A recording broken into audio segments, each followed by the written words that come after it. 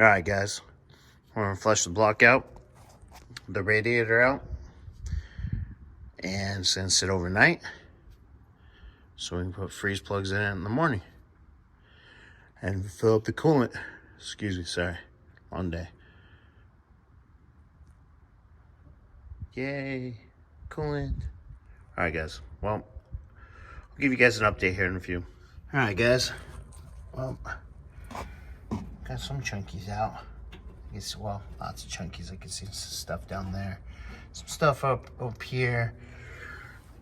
Oh, let's see what the other side looks like.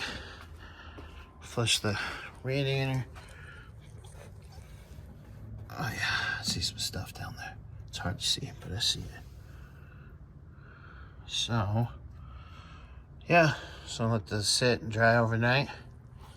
And make sure the holes are all nice and clean. Back up on the lift in the morning. Freeze plug time, yay!